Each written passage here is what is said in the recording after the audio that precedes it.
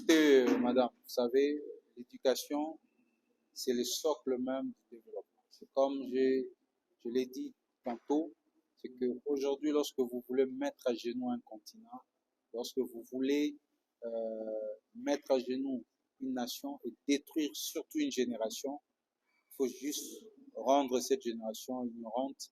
Il faut juste faire en sorte que sa jeunesse ne soit pas une jeunesse éduquée. Aujourd'hui, la condition sine qua non pour développer notre continent, pour nous développer nos nations, c'est d'avoir une jeunesse qui est formée et qui est instruite. C'est ça, en fait, la base même du développement. Déjà, il faut relever un point important. Je crois, je l'ai épinglé lors de mon intervention. C'est qu'aujourd'hui, on fait face à un problème, à un défi important qui est la démographie. Et les projections nous indiquent qu'en 2050, plus de la moitié de la population africaine sera jeune.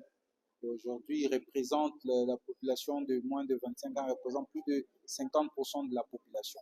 C'est pour nous dire que c'est un défi majeur que nous avons aujourd'hui, parce que c'est quelle qualité de ces jeunes que nous avons. Ça doit être des jeunes qui sont formés, des jeunes qui sont prêts à pouvoir relever les défis aujourd'hui du marché d'emploi.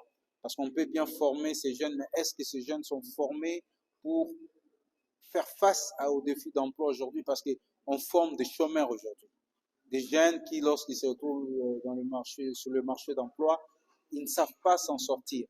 C'est pourquoi aujourd'hui, il faudrait qu'il y ait des politiques publiques qui tiennent compte de cela, que le système éducatif que nous mettons en place puisse être en adéquation avec le besoin du marché, être en adéquation surtout avec l'ambition et la vision que nous avons de notre continent, de notre pays.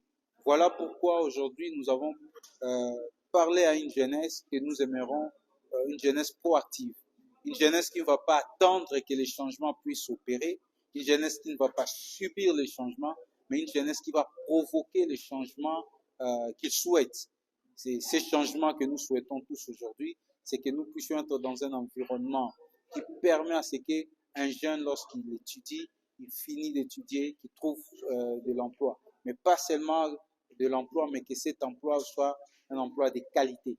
Et les défis qui attendent notre pays, et surtout notre continent, dans les jours qui viennent, aujourd'hui nous avons parlé de l'horizon 2050, demande à ce que le secteur de l'éducation puisse connaître des investissements nécessaires afin que nous puissions optimiser aujourd'hui notre capital humain. Cela va nous permettre d'avoir un stock important et de faire face aux défis géopolitiques et politiques qui se profilent à l'horizon. Je vous remercie.